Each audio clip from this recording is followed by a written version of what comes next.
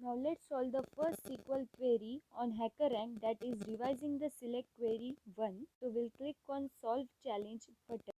Question is query all columns for all American cities in the city table with a population larger than 1 lakh and the country code is USA.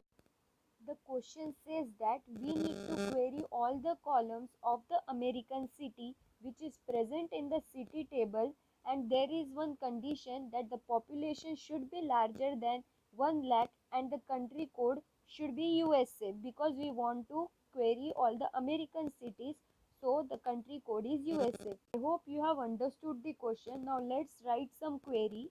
So for getting all the columns of American city, we'll write select star from city and the condition is where population greater than 1 lakh and the country code should be USA. As USA is a string, we'll write it in quotes.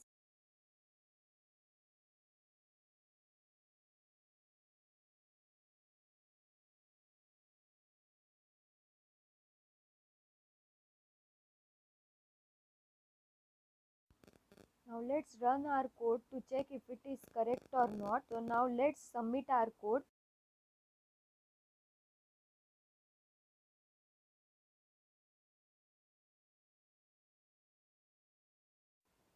Congratulations, we have solved our first question and earned 10 points.